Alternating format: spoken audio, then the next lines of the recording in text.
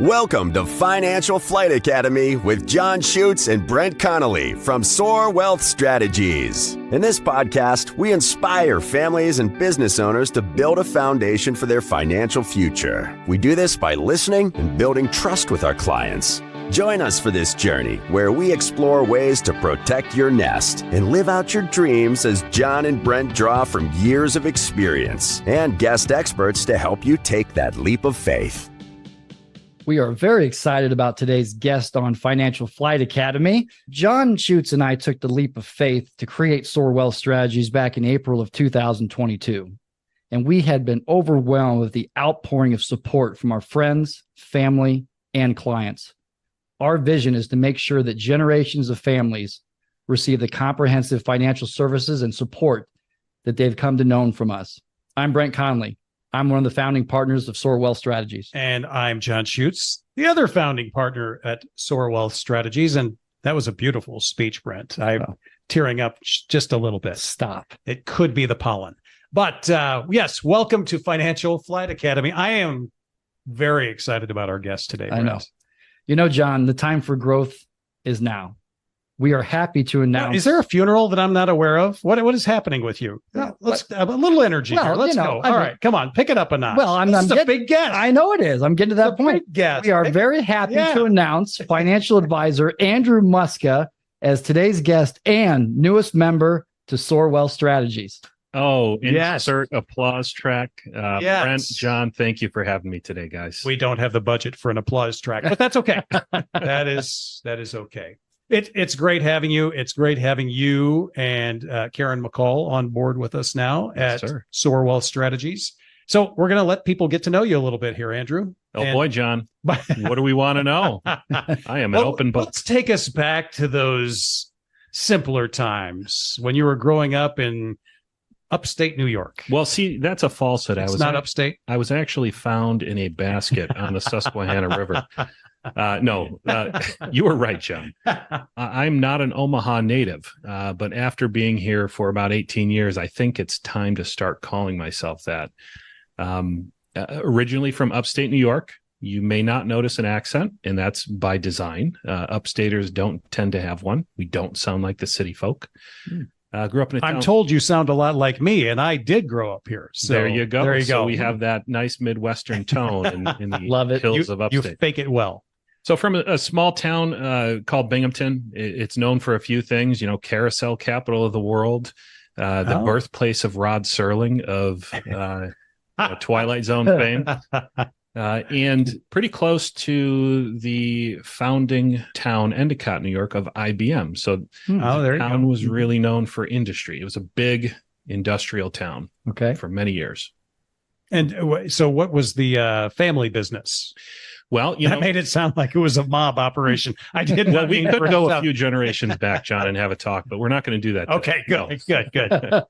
So family business, I grew up in a simple household. I'll start from the beginning. Yeah, I grew up in a multi-generational home, immigrant family, lived in a duplex with downstairs was my great-grandmother from Italy, my grandmother, and upstairs was my parents and my brother and I. Simple times, simple folks. I have police officers in the family. My father started off right out of high school, no college education, and he was a custodial arts specialist at a local school. Yeah. My mother started off in a grocery store as a cashier, and very humble beginnings for the family. Yeah. But once they saw that children would be on the way, they realized they needed to make some changes. And with some grit and determination, they definitely did it. And what was money like growing up for you as a child then? Money was always, it was never a question, it was something that we didn't worry about as kids. But there were times that we would hear about it. I remember growing up and my mom sitting us down and saying, boys, it's going to be a quiet Christmas this year. So, I know my parents worked incredibly hard, and they continue to work very hard. And they've given us an awful lot, but they didn't come from money. So I've had to develop an understanding of money as an outsider. And I've really focused my career on that, all my education and everything beyond that, get a good understanding of goals. We may be twins, Yeah. separated by multiple years. Minus the corn knife. No, I don't want to know. yeah, we're not. Yeah, it's a running theme. Yeah, it's Andrew. a- We Is don't this need for to go- detasseling? Yeah, bean walking. Oh, Yes. Detasseling, you would use. Well, anyway. Right. Who Anyway. cares? All right, we're moving on. Yeah, we're moving on now. So Let's- proving he's from New York. All right. Let's talk about some of those early jobs. And, Yeah. and, you know, obviously you got that work ethic from your Oh, folks, yeah. but talk about some of those early jobs that Andrew Muska did. All right. So I have to laugh about my parents still pick on me about this. When I was just getting into my double digits, maybe 11, 12, 13, my dream was to work at CVS Pharmacy. Okay. I don't know if I can say that. I'm not a sponsor or anything, but my dream is to work at the local pharmacy.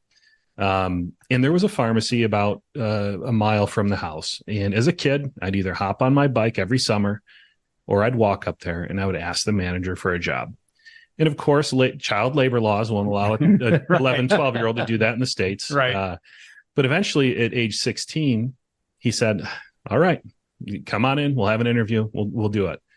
And I was tickled pink. I was so happy. I loved that experience. A ton of fun. I loved getting to know people. I got to meet all sorts of folks. It was in a nice neighborhood.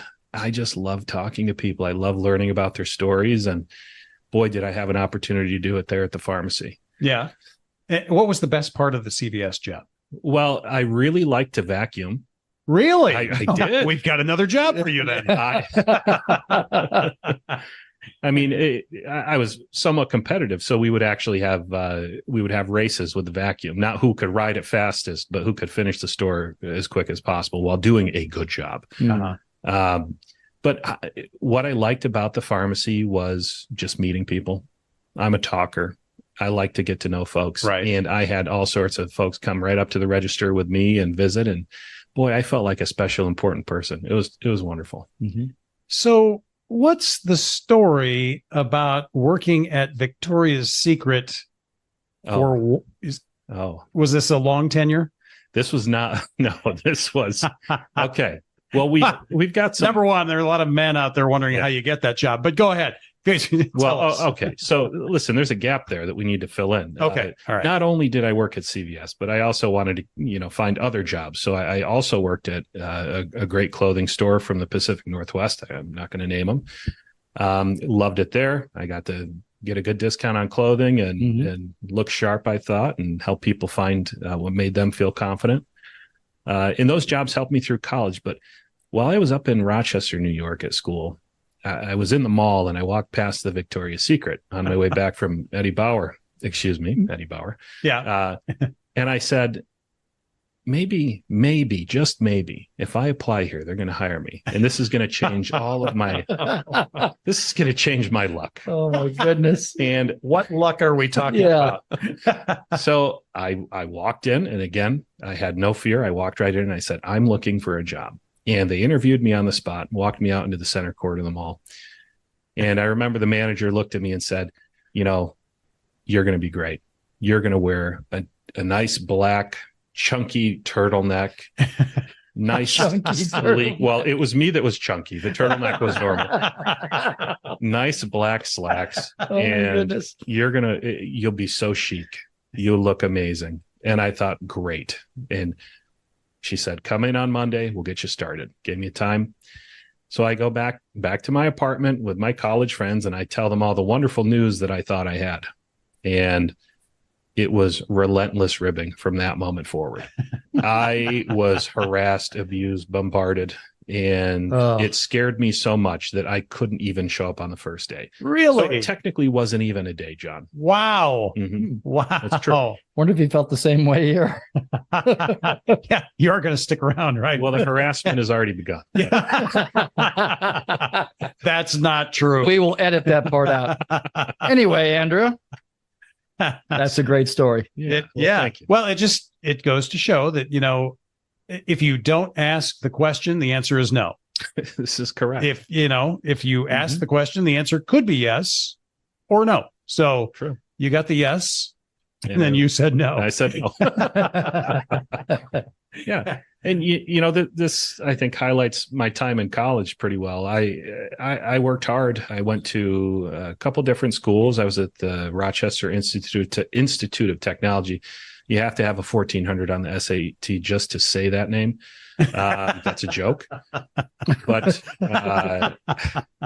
so I went to that school.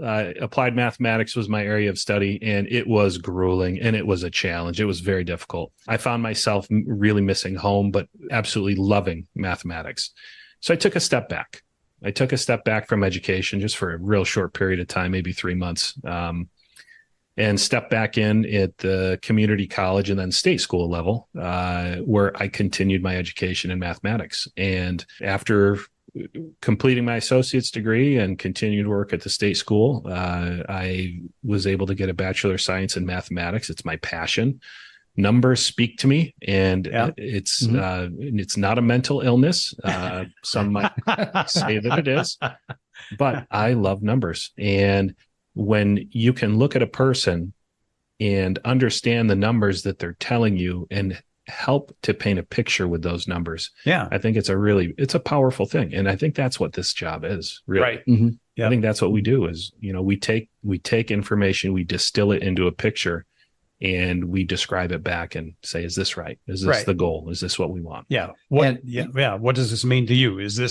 Are we on the right path? Right. Yes. And your story after this is similar to some of the clients we talked to in regards to student loans and some of the debt that we work with our clients on that have. And you mentioned that you had some student loan debt, and that kind of it pointed me in a direction. Right. Yeah. So talk a little bit about that. Again, not having growing up with a lot of money, I wasn't able to walk to school with a bag of cash and say, here, let's pay for tuition. Most people are like that. Let's be realistic. So, yes. That they don't have the bag of cash. They don't have the bag of cash. Right. To be clear. Correct. Yeah. So, I didn't have the bag of cash. And when I graduated with my bachelor in mathematics, my desire was to pursue the field of actuary science. Okay. Mm-hmm. I wanted to be an actuary. And in order to do that, you have to take exams. You have to pass the exams before you can even get an entry-level job. Most places won't take you even for an internship at the time unless you had about 2 exams passed. And I was in a situation, I graduated, and then it dawned on me I should probably start studying for the exams. And good idea. 6 months later, guess what came in the mail? My first bill for the student loan. And I said, oh, shoot, I don't think my pharmacy pay or my clothing store pay is going to help me quite enough to pay the student loan off. Right. So let's look for a job. Mm-hmm. I like people. I like numbers. How about banking? And that's how I found myself in a very wonderful regional bank in upstate New York. Started off as a teller. Again, it was almost a dream job. I stood at a window and people lined up to talk to me. That is my dream. And you are aware they had an ulterior motive. They wanted money from me. Yes, that is correct. After the fact. But, that job, I think, gave me an opportunity to shine with my ability to connect with people. And it wasn't very long, maybe a month or 2, that I was identified as someone who should participate in what was called a sales development program, with the express purpose of getting me licensed and trained in financial services of an investment kind. Mm-hmm. So it was almost 19 years ago now where I began the process of learning investments and investing and then getting my licenses. And here I am. Yes. Still licensed and still talking investment. This is correct. All right. So when we come back, we're going to learn a little bit more about this career track. We'll talk about that with our newest financial advisor at Soar Wealth Strategies, Andrew Muska. Hey, sorry for the interruption. I know you're listening to the podcast Financial Flight Academy, and we are so happy you're here. If you have any questions, please head over to soarwealthstrategies.com or the show notes to find out how to reach us. We would love to hear from you. And we're back with our newest financial advisor here at Soar Wealth Strategies, Andrew Muska. So tell us a little bit how this New Yorker ended up in the Midwest here, Andrew. How does that happen? Well, okay, Brent, I was trying to pay you not to ask this question. It's a bit embarrassing. I have no secrets. So only one thing could take a New Yorker and bring him to the Midwest, and that's the witness protection program. No, incorrect. Okay. No. I don't remember that on the application. Going back to the mafia jobs. Not every New Yorker is in the mafia. Oh, okay. I watch a lot of TV. All right. Go ahead. I say one of two things could bring me from New York to the Midwest, and it's either love or money. Not love of money, but love or money. Right. And I will let you take a guess as to which it was, John. You followed a woman here. Is that correct? That is correct, my friend. I was on a vacation. I met a young lady on vacation. She happened to be from Nebraska. I'm not afraid to put myself out there and, again, ask the question.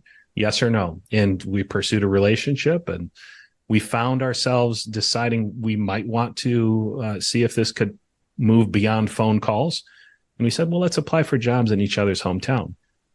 And if there's something you don't know about upstate New York, it's that the economy in the early 2000s was not very good. Correct. Mm-hmm. Not very good. So it didn't take long for me to find myself hired again at a regional bank here in Omaha. Wonderful bank. I was hired on as part of their dual licensed platform program, one of the first in the state to be a licensed employee, to be able to refer and sell investments as also a banker. And it was my first day on the job after having just moved all the way across the country that I learned our bank was bought by a big multinational corporation. So good timing. Yeah. It was terrific. Wow.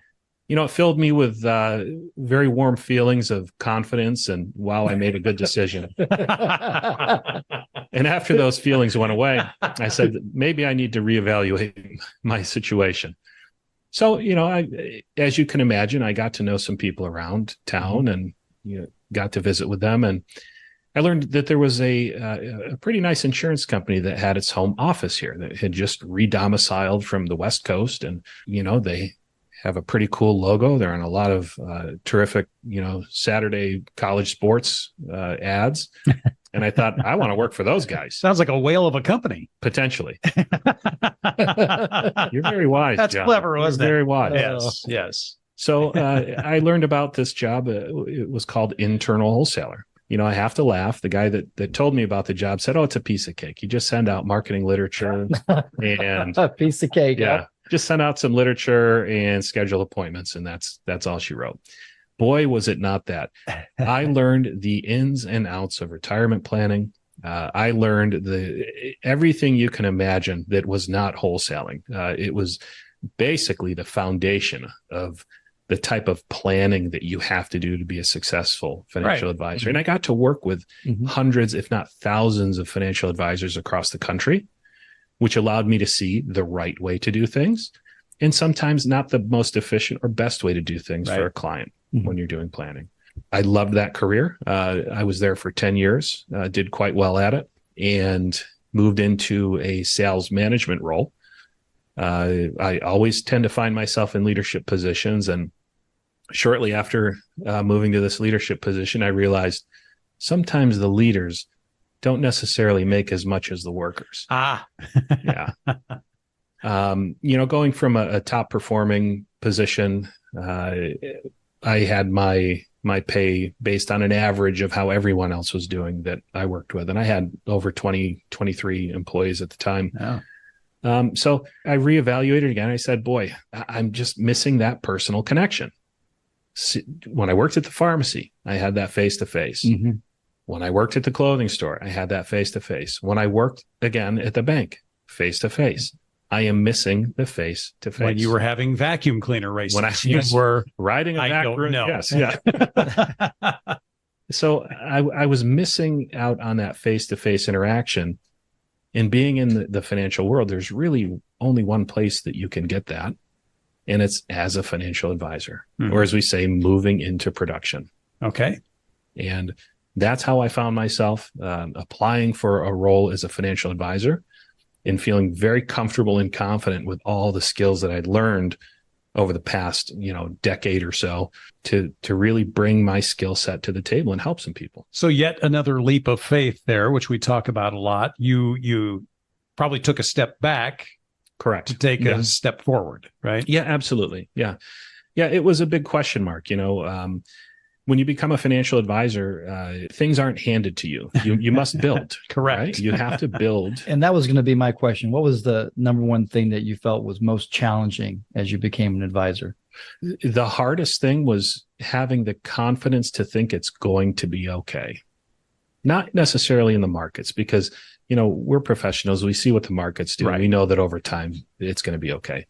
But in your own day-to-day life, there's a little trepidation, and because you have taken a big risk stepping away from a corporate job that was, paying the bills, feeding the family, taking care of everything. And now all of a sudden let's start over from scratch. Yeah. But as you know, the reward of this job is being able to watch families, no question, and help them through financial difficulties, help them set them up for success. And I'm sure that was part of the attraction, having watched it from the other side of the fence. Yeah, no question. So you forget pretty quickly about yourself when you're helping other people. Correct. Yeah, absolutely. Yeah. That's well stated. Yeah. And I really loved that aspect. I was able to delve into people's lives and really understand them. And I think maybe the listeners might get the feeling that I'm an open book myself. Listener.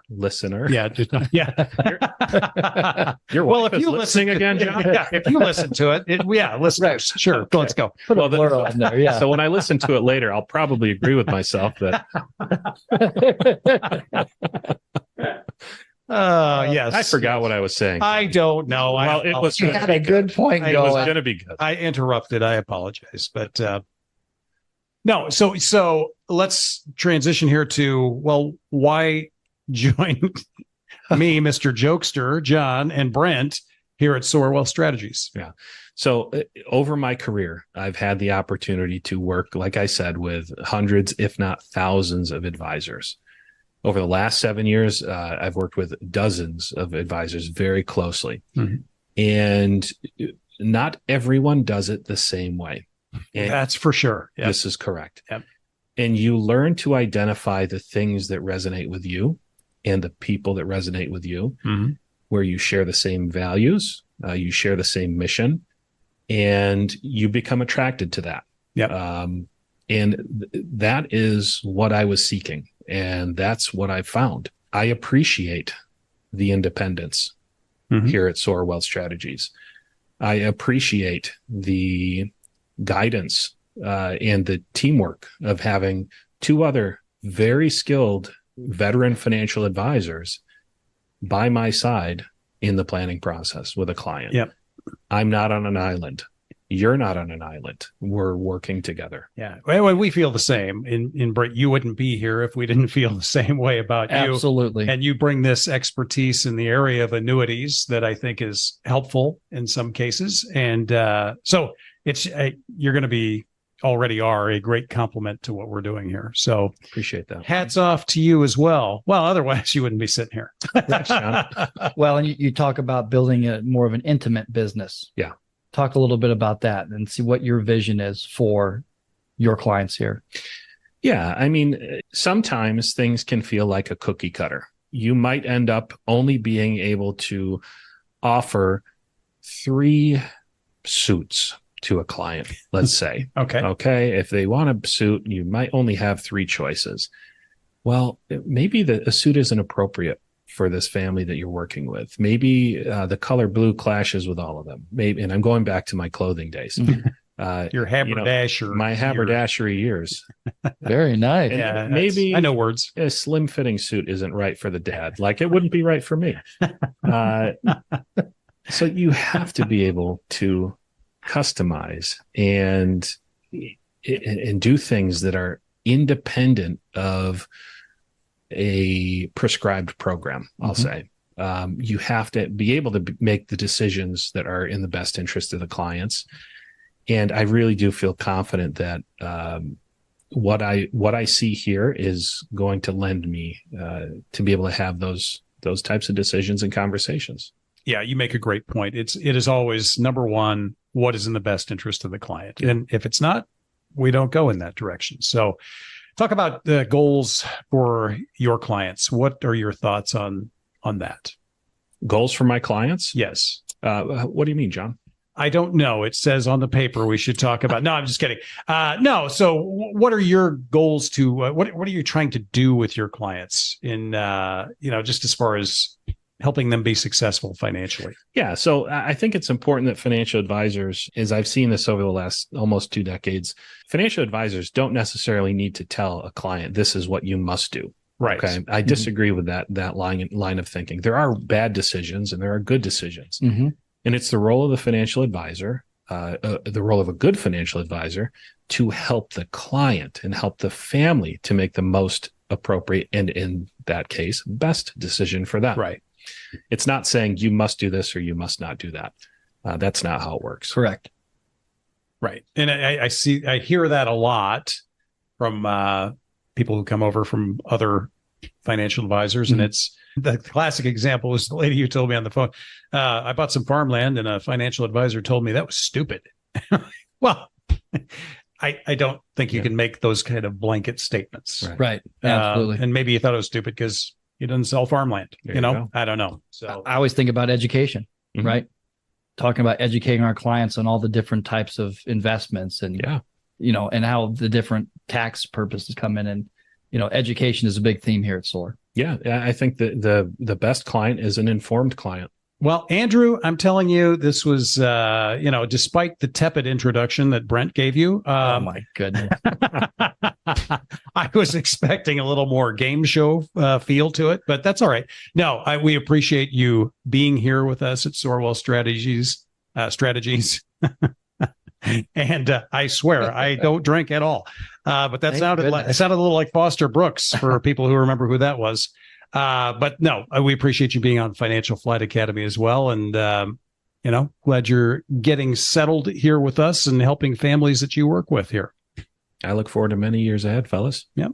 Wonderful. Well, thanks again for listening out there, folks. If you'd like to schedule some time with John, myself, or Andrew, it's really easy. Contact us via our website, www.soarwealthstrategies.com. Call our office at 531-867-3400. Also, remember to please follow us on all the social media platforms like Facebook, LinkedIn, Twitter, and Instagram. We're on all of them. Every single one. We love them all. Again, thank you to Andrew Muska. For Brent Connelly, I'm John Schuetz. Join us next time on Financial Flight Academy.